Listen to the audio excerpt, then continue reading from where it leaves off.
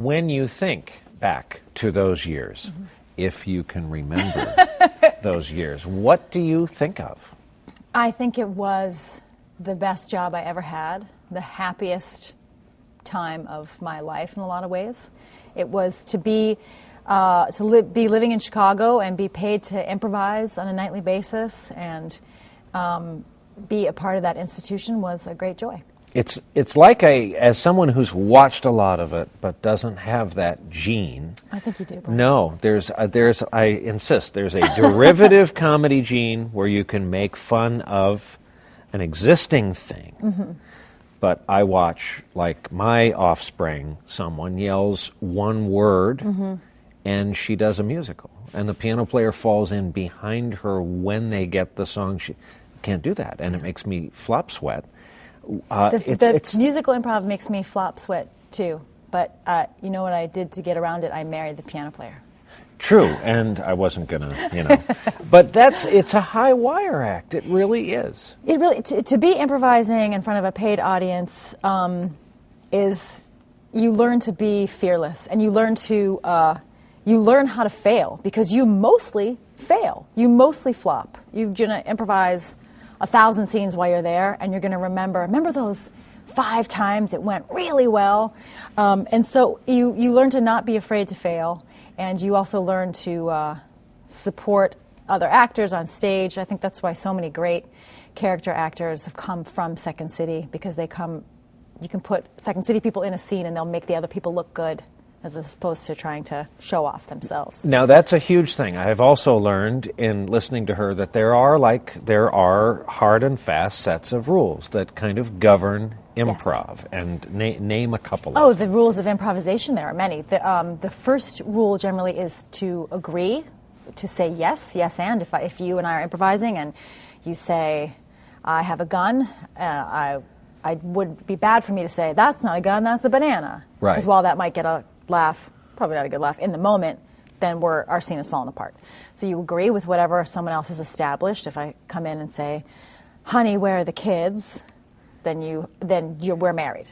That's how easily you can get married in improv. You just call someone honey and you're legally married. You're hitched. In all 50 states? In 47 of the contiguous But legislation may be pending in those others. Yeah, we're waiting on California. What are the other rules? There are many so other, yes and. Yes and.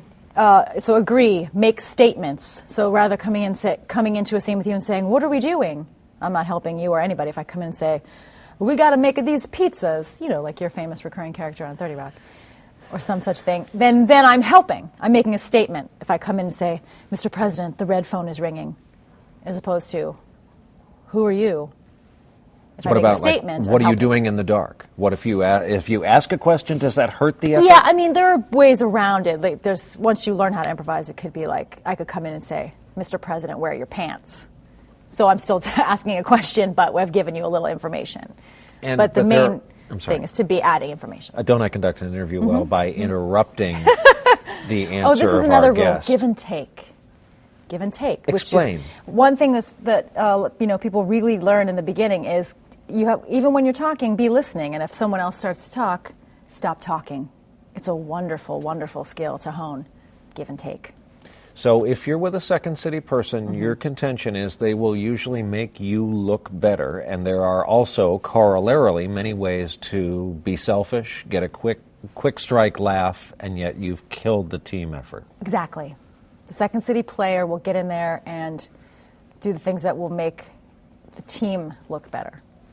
Someone else said they think of Second City and they think of bad personal hygiene, young people living on very little and just working all the time. Our hygiene was pretty good in my generation. But you could live off nothing. You could live in Chicago in a nice, cheap apartment, and we used to tour the country in a van, and we would get $75 a show and $25 for per diem if we were gone the whole day. If we got back too early, we would only get $12.50 per diem. So sometimes we would drive around, just drive until we could get past the cutoff to get the whole $25. What kinds of venues did you play? We played great places. We played colleges and little town halls in small towns. We also did corporate gigs, which would be sometimes you would be doing comedy at 8:40 in the morning in a hotel ballroom for people who didn't want to see comedy. Sometimes you would be doing customized corporate comedy to kind of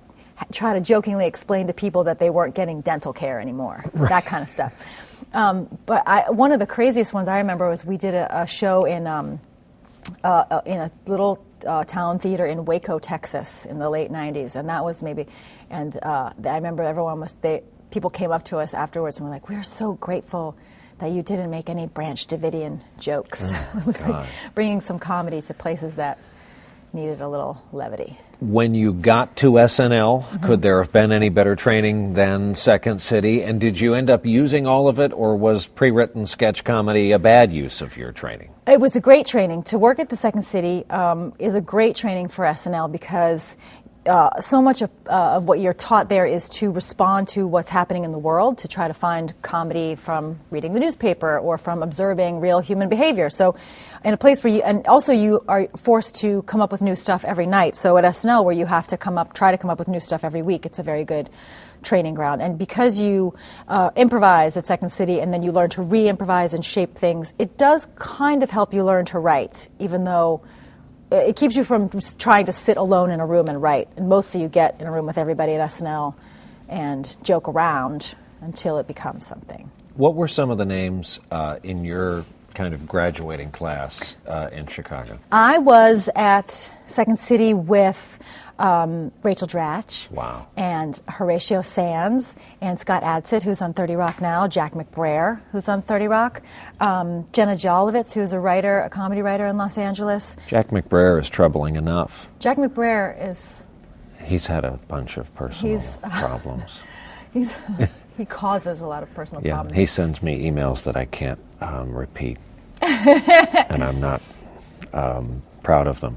Would you say it's a master's degree in humor for people who don't get what happens there, people who don't get Chicago and why it's so important to comedy? Improv in Chicago it's bordering on a cult. It should probably be investigated by the government in some way because people give their life over to it so fully.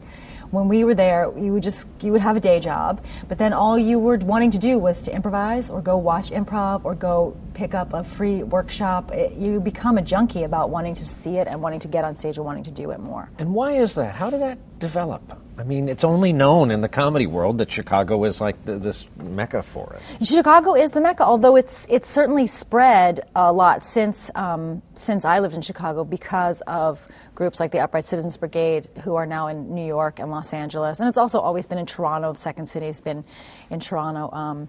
It's grown a lot since I was there. Before I started at Second City, I had people say to me like, "Oh, it's really tough over there for women. It's really tough. They're not great with women over there." And then when I left Second City to go to Saturday Night Live, people said, "Oh, it's really tough there. It's really tough."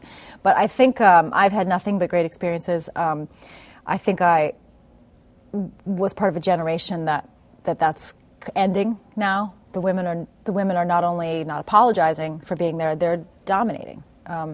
Rachel Dratch was the star of the main stage when I was there. She was number one. And Amy Poehler has obviously just crushed SNL the last 6 years. I did have experiences early on at Second City where I was actually the first person in the main stage cast was always 4 men and 2 women. Since 1959, I think it was pretty much 4 men and 2 women. And the excuse would be, well, yeah, because there won't be enough material, there won't be enough parts for the girls if there are 3 of them, which I always thought was like, but we make it up as we go along. But they're not enough of society, maybe. Yeah. Also, I think it was baloney. And so I was lucky enough to be the first person to, when I got moved up to the main stage, I replaced a guy named John Glazer, who's also a brilliant comedy writer and performer. I replaced him, and that was the first time it was 3 and 3. And I think it's mostly been 3 women and 3 men since then. And I did occasionally hear stuff. I remember one director that it was said like, "Oh, people don't want to see a scene with 2 women." I was like, "What are you talking about? What do you mean they don't want to see a scene with 2 women?" And so for me to have been a part of that time there that was changing means a lot to me. And I thought about that guy when I got to do scenes with Amy last fall on SNL and be like, I think people are okay. I'm also like, whenever someone's speaking for people, like speaking for the audience, they might be full of malarkey. So now that you are running things and in the position to hire, as you have been for years, when you see the Second City on a resume, that tells you First, something. I assume it's a lie, because a lot of people lie about it. McBrayer. And McBrayer. McBrayer has never been north of the Mason-Dixon line. Of course not. Until I came. No. First, I check to make sure they're not lying, because a lot of people. It's such a valuable resume thing that people do lie about it. But yeah, I love having people who have Second City or Improv Olympic or Upright Citizens Brigade training to come and be on 30 Rock. They are flexible yet skilled. They are specific in the characters that they play. They're just good.